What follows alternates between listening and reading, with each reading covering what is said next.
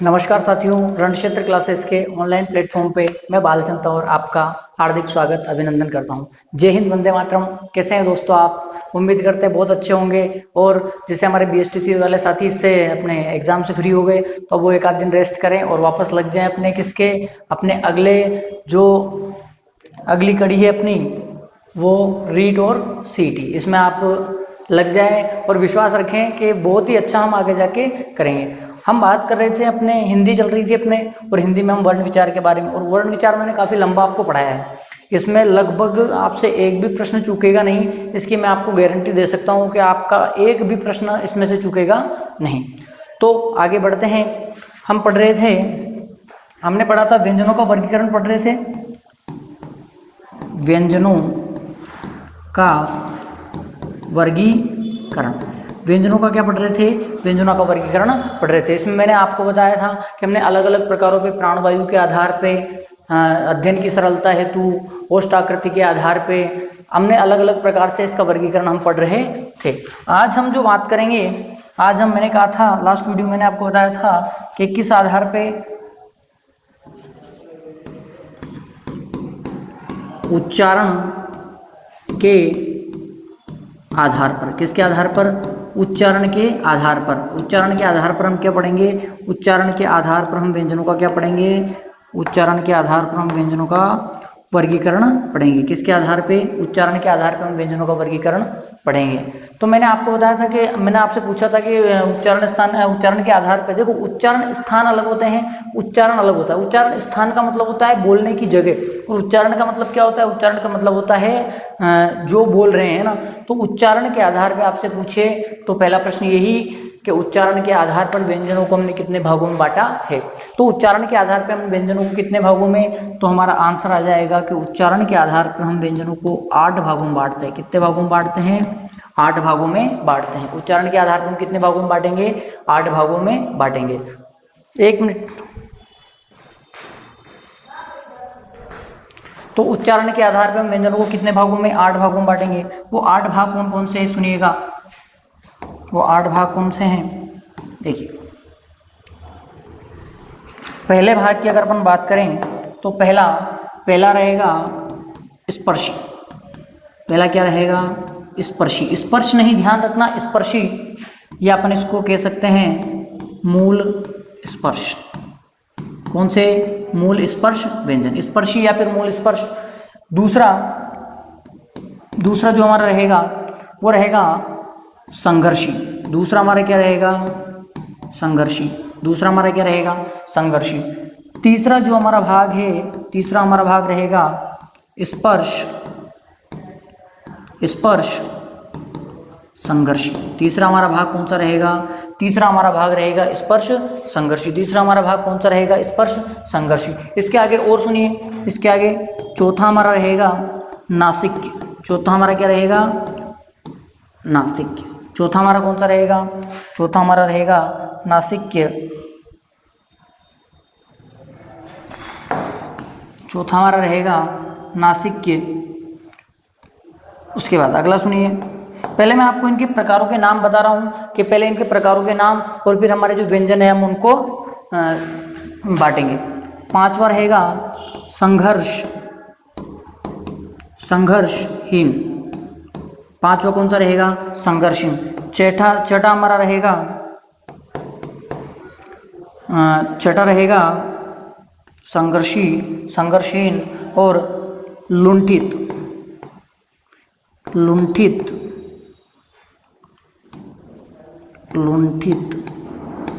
या इसी को हमने कहा था प्रकंपित। इसी को हमने कहा था प्रकंपित। सातवां जो हमारा रहेगा वो रहेगा पार्श्विक। कौन सा? पार्श्विक। और 8वां हमारा रहेगा, इसको थोड़ा मैं और ऊपर कर देता हूँ, 8वां हमारा रहेगा, 8वें नंबर का, जो हम सब अच्छी तरीके से जानते हैं, जिसको हम कहेंगे 8वें नंबर के को ताड़न जात। क्या कहेंगे? ताड़न जात।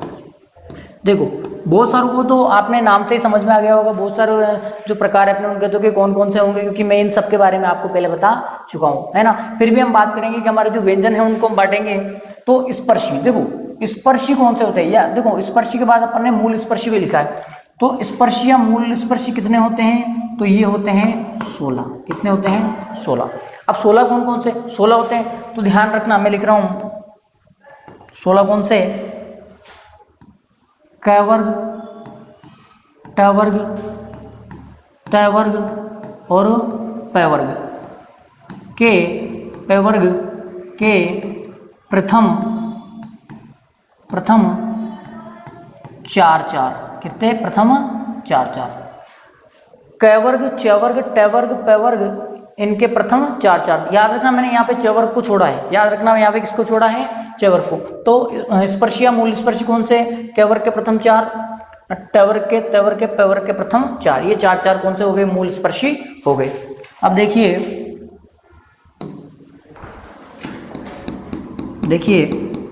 अगले हम बात करें, अगले अगर हम बात करते हैं तो अगला आता है हमारा संघर्षी। मैंने आपको बताया कि संघर्षी किसको कहा था अपन ने, हमने जब पढ़ा था अपन ने अध्ययन की सरलता हेतु या जो वर्णमाला का मैंने सामान्य ज्ञान बताया था, तब मैंने कहा था कि इसमें हमने ऊष्म वर्णों को शामिल किया है। किसको शामिल किया है, ऊष्म। तो कितने होते हैं, तो ये होंगे 4। कितने होंगे, 4। कौन कौन से, श, स और है, ये होते हैं हमारे स्पर्शी। इनके साथ साथ ही और क्या ध्यान रखना है, ये स्पर्शी सॉरी ये हो गए संघर्षी। अपने को एक और ध्यान रखना है कि अपन ने जो नुक्ता वर्ण पढ़े, कौन से वर्ण, नुक्ता वर्ण। कौन कौन से 5 नुक्ता वर्ण,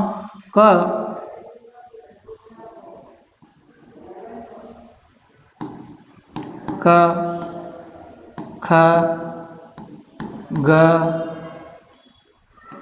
ज और फ। ये जो नुक्ता वर्ण है, ये नुक्ता वर्ण भी किसकी श्रेणी में आते हैं, नुक्ता वर्ण भी संघर्षी की श्रेणी में आते हैं। नुक्ता वर्ण भी किसकी श्रेणी में आते हैं, संघर्षी की श्रेणी में आते हैं। कौन से वर्ण है ये, नुक्ता वर्ण। लेकिन हमारे सामने प्रश्न ये आता है, कि यदि हमसे पूछ लिया जाए कि संघर्षी जो वर्ण है, संघर्षी वर्णों की संख्या कितनी होगी, यदि हमसे पूछ लिया जाए कि संघर्षी जो वर्ण है, संघर्षी वर्णों की संख्या कितनी होगी, तो हमें कितनी बतानी है, हमें 4 ही बतानी है। कितनी बतानी है, हमें 4 ही बतानी है। 4 ही क्यों बतानी है, क्योंकि ये अपने हिंदी के नहीं है। ये हमने बताया था कि नुक्ता वर्ण ये अरबी और फारसी भाषा के वर्ण हैं। कौन सी भाषा के, अरबी और फारसी भाषा के वर्ण हैं, ये आपको ध्यान रखना है। तो संघर्षी की संख्या कितनी हो गई, 4।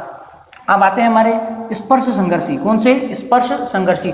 स्पर्श संघर्षी में जो रहेंगे वो रहेंगे च वर्ग, च वर्ग को छोड़ा था ना, च वर्ग के प्रथम 4, च वर्ग के प्रथम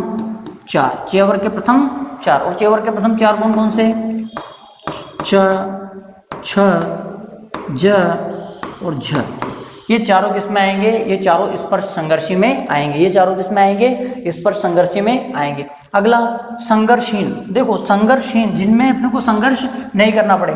तो हमने पढ़ा था कि 2 जो हमारे व्यंजन वर्ण हैं, उनमें 2 वर्ण ऐसे हैं जो स्वरों की तरह उच्चारित होते हैं, जिनको हमने अर्ध स्वर भी कहा था। अब आपके समझ में आ गया होगा। सॉरी, संघर्ष, उससे पहले अपन नासिक की बात करते हैं ना। उससे पहले अपन किसकी बात करें, नासिक की।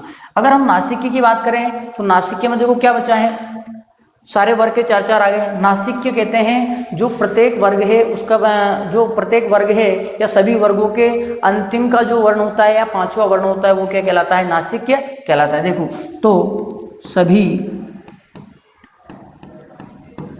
वर्गों के अंतिम वर्ण, सभी वर्गों के अंतिम वर्ण। और वर्ग कितने, 5, तो ये भी कितने हो जाएंगे, 5। और 5 कौन कौन से, क वर्ग का,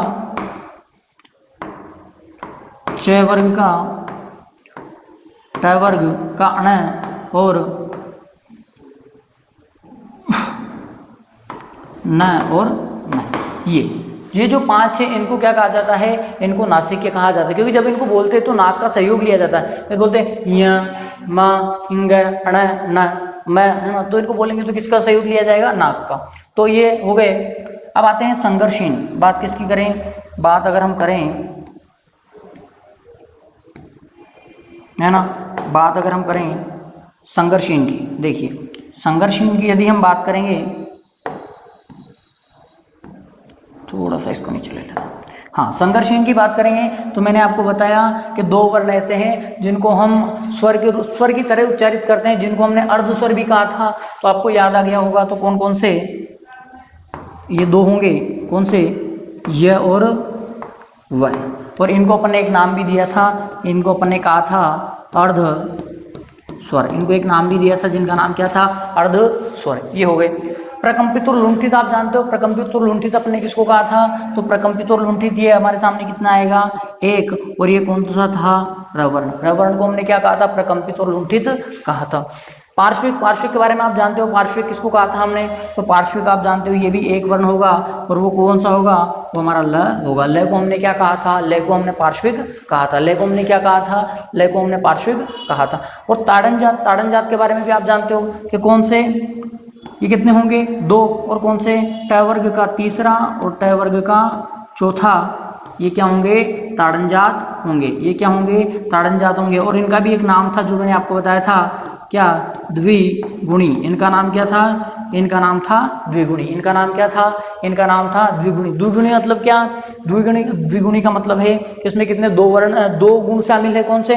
एक तो ये वाला, और एक जो अपन टेवर का जो ड और ढ जो होता है, इसलिए हमने।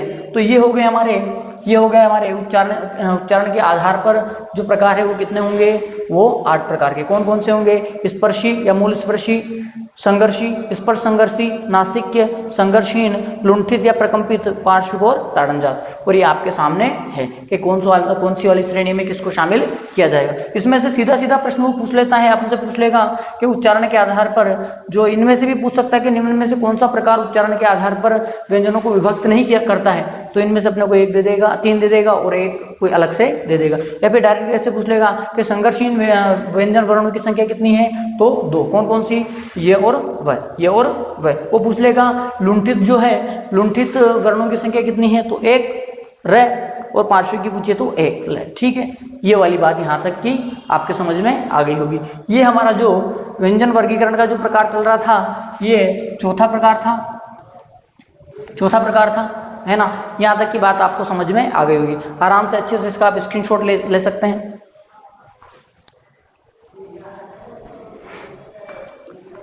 देखिए, अब हम आगे बात करते हैं। जो हमारे आज के जो या व्यंजनों के वर्गीकरण का अंतिम जो प्रकार है उसके बारे में आज हम बात करेंगे। जो अंतिम प्रकार है उसके बारे में आज हम बात करेंगे। और उस अंतिम प्रकार को बताने से पहले मैं आपको कुछ समझाना चाहता हूँ। पहले तो जानो कि वो प्रकार कौन सा है। तो प्रकार है जिसका आप सबको बेसब्री से इंतजार था, कौन सा? कितना? 5वें नंबर का। उच्चारण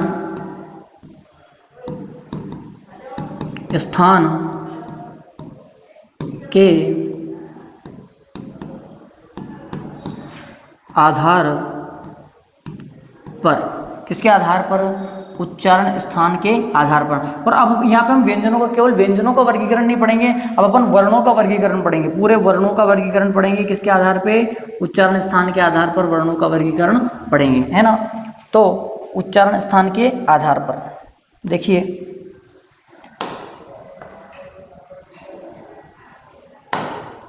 ये अपन ने पढ़ लिया है ना, उच्चारण स्थान के आधार पर। अब ये बताने से पहले कि कितने प्रकार के होते हैं, मैं आपसे खुद को बताना चाहता हूँ। देखो, उच्चारण स्थान किसे कहते हैं? उच्चारण का मतलब तो होता है बोलना। देखो, 2 शब्द अच्छे से देखना इसको, उच्चारण और स्थान। 2 शब्द हैं, उच्चारण और स्थान। देखो, उच्चारण किसे? उच्चारण का मतलब होता है बोलना। उच्चारण का मतलब क्या होता है? बोलना। और स्थान मतलब वह जगह, वह जगह मतलब जहाँ से हम बोल रहे हैं वो जगह, उसको क्या कहते हैं? उसको तो कहते हैं अपन जगह है, उसको तो अपन कहेंगे स्थान। और जो जो बोल रहे हैं वो क्या कहेगा? उच्चारण। मतलब बोलने की जगह के आधार पर, मतलब कौन कौन सी जगह से कौन सा वर्ण बोला जाएगा, उसके आधार पर हम अगला वर्गीकरण पढ़ेंगे। अब देखो, बोलने की जगह कौन सी होती है, कौन सी जगह होती है, अब आप अच्छे से समझना। देखिए, मान लो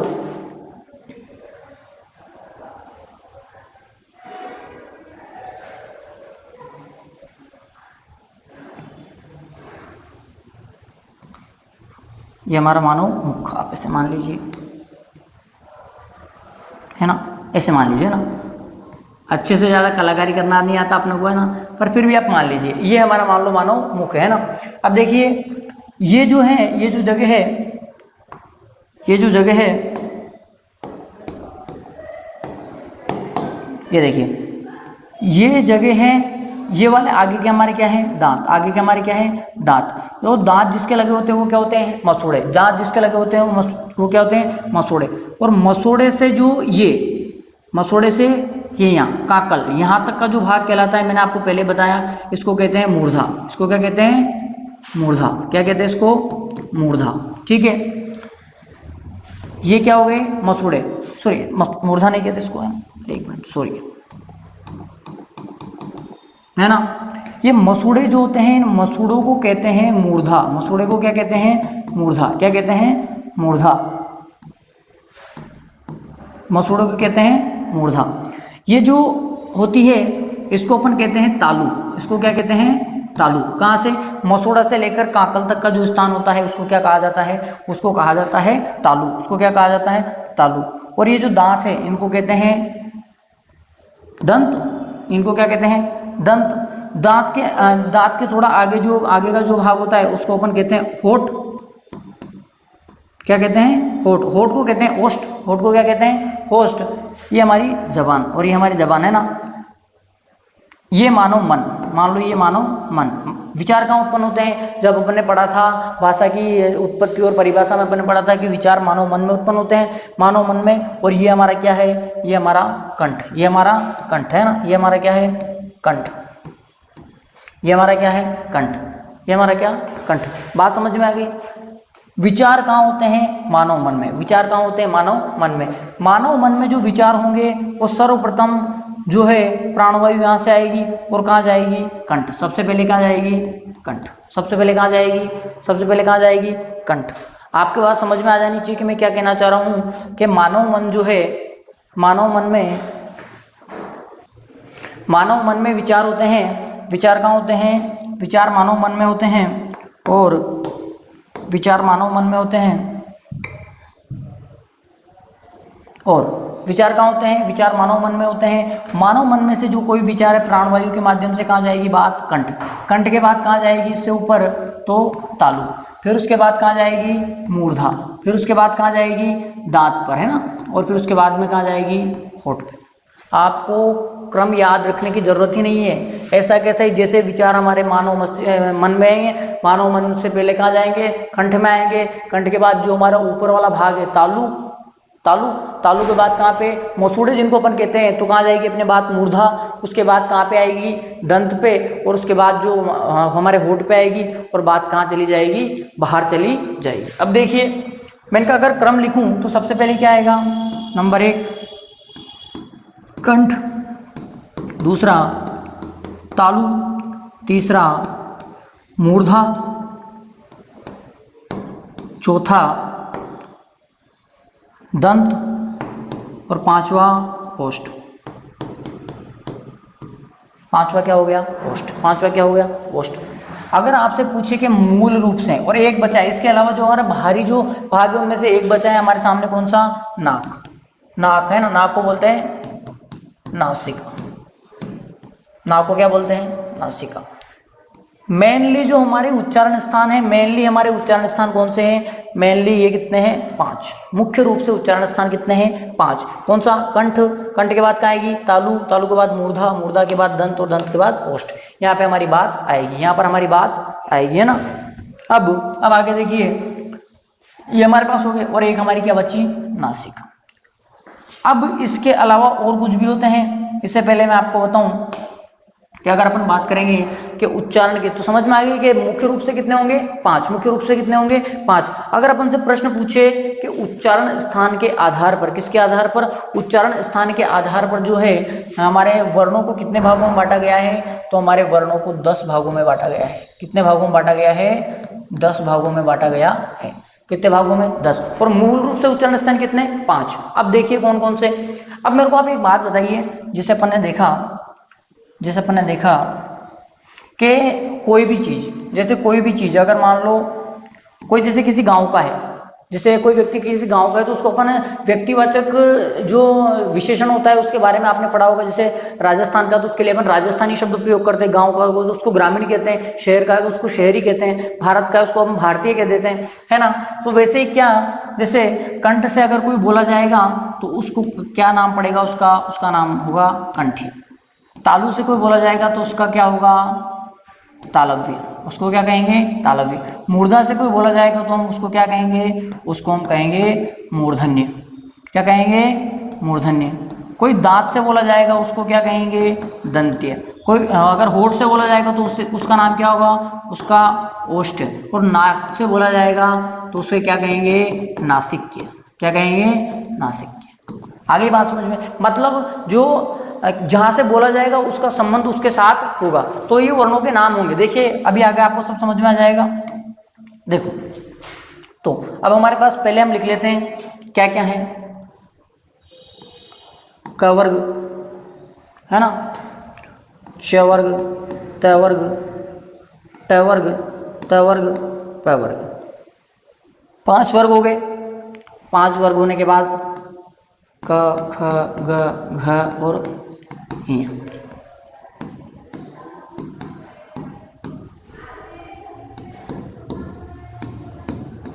ड ढ ण थ न।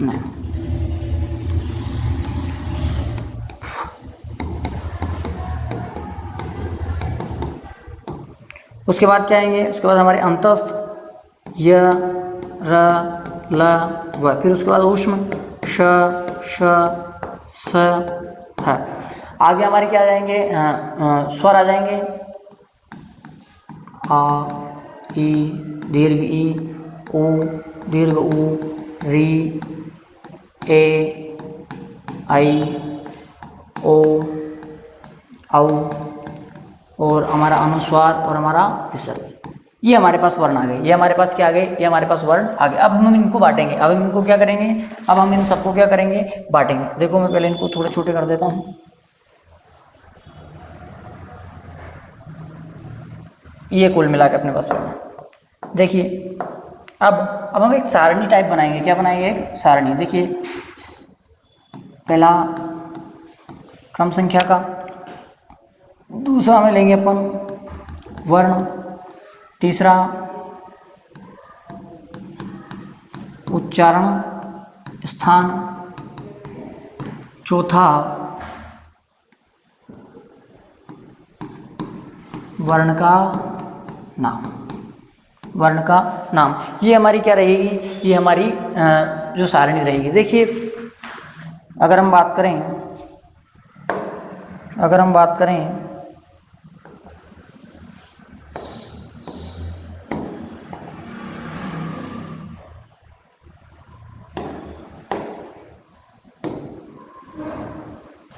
चलो मैं ऐसे ही खींच देता हूँ।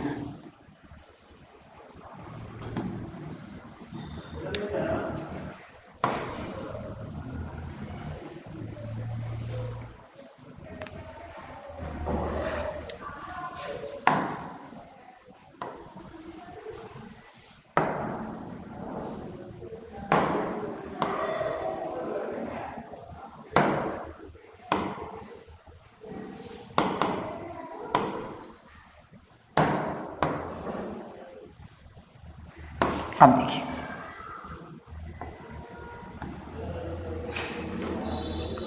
देखिए अब हम बांटते हैं। पहला हमारा, मैंने आपको बताया कि याद कैसे रखना है। नंबर 1 पे आएगा हमारा, इधर लिखेंगे उच्चारण स्थान कौन सा, कंठ। उच्चारण स्थान कौन सा, कंठ।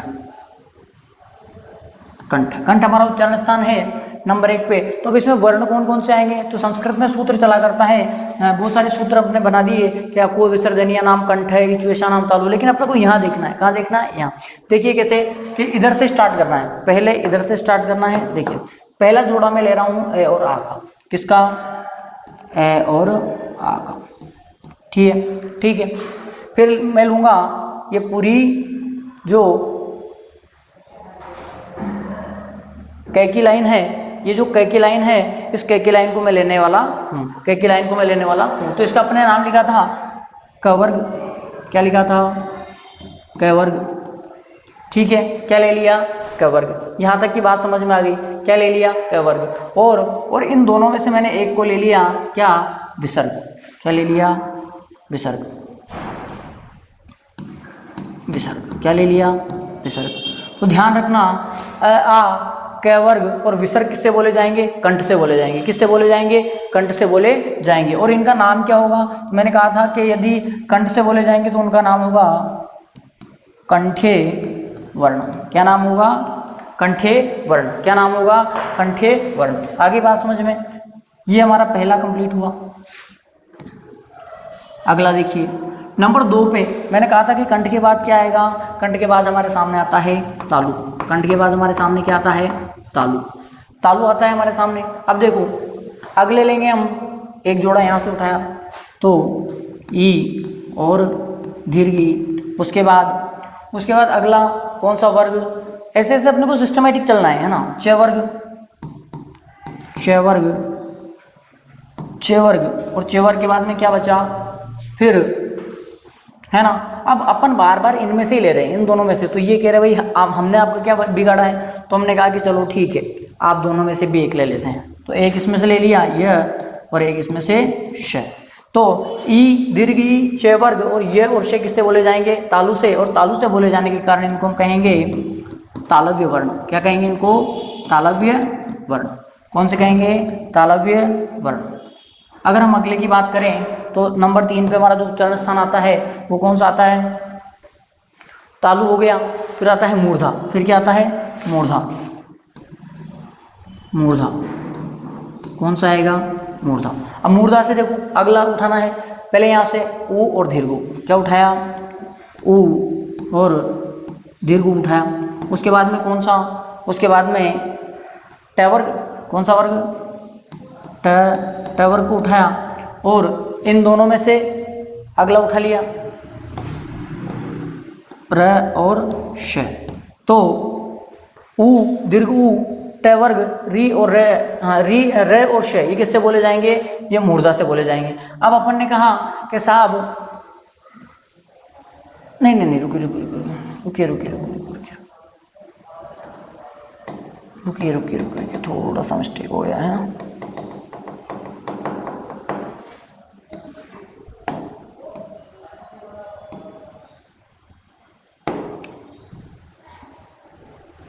जो हमारा मूर्धा है, हाँ अभी 2 मिनट के लिए इसको भूलेंगे। यहाँ से क्या उठाएंगे, री। तो क्या उठाया, री, फिर ट वर्ग, और फिर उसके बाद में यहाँ नीचे से दोनों को अपन ने उठाया र और श, र और श। ये दोनों ये कहाँ से बोले जाएंगे, मूर्धा से। और मूर्धा से बोले जाने के कारण इनका नाम क्या पड़ गया, मूर्धन्य। क्या नाम पड़ गया, मूर्धन्य वर्ण इनका नाम पड़ गया। कौन सा नाम पड़ गया, मूर्धन्य वर्ण इनका नाम पड़ गया। अब अगले की अगर बात करें तो मूर्धा के बाद आता क्या, मूर्धा के बाद क्या आता, मूर्धा के बाद आता दंत। दंत क्या आता, दंत, दंत, दंत आता है ना। अब दंत में क्या करेंगे, देखिए अब अपने को थोड़ा यहाँ पे ध्यान रखना है। अब अपने को थोड़ा यहाँ पे ध्यान रखना है, अपने को ध्यान रखना है। देखो इसके साथ व्यंजनों में से अगर हम मूल भाषा में बात करें तो री यहाँ से बोला जाता है, लेकिन री अपने पास नहीं है। तो अब हम क्या करेंगे, इसके बाद यहाँ तो कुछ बचा नहीं इनके पास, तो अब इसमें से उठाएंगे डायरेक्ट तवर्ग। तवर्ग उठाया, ठीक है। तवर्ग के बाद यहाँ से क्या उठाएंगे, एक नहीं,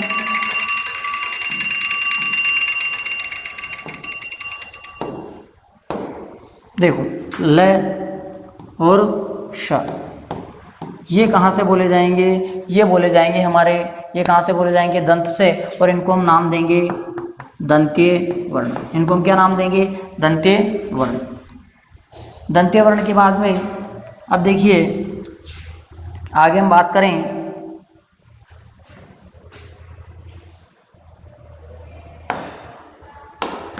इसको मैं थोड़ा छोटा कर देता हूँ, है ना।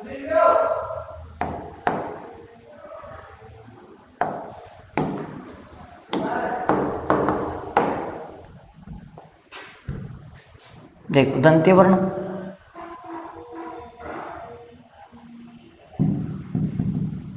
क्या हो गया इसमें,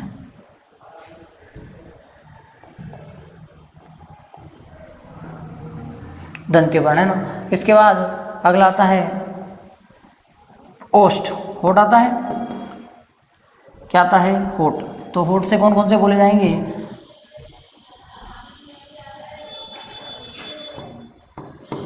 ओष्ठ। ओष्ठ से हमारे बोले जाएंगे ये जो ऊ और ऊ बचा है ना, ऊ और दीर्घ ऊ, ये ओष्ठ से। उसके बाद पैवर्ग, पैवर्ग और क्या बचा है, अब इनको अपने को छोड़ना है, इनको अपने को छोड़ना है, ये दोनों बोले जाएंगे ओष्ठ से। तो ये कहलाएंगे ओष्ठ्य, क्या कहलाएंगे, ओष्ठ्य वर्ण। यहाँ तक की बात अपने को समझ में आनी चाहिए। अब आगे, आगे कौन से, आगे कौन से, आगे अपने को ध्यान रखना है थोड़ा। चलिए इसके बारे में हम कल विस्तार से बात करेंगे।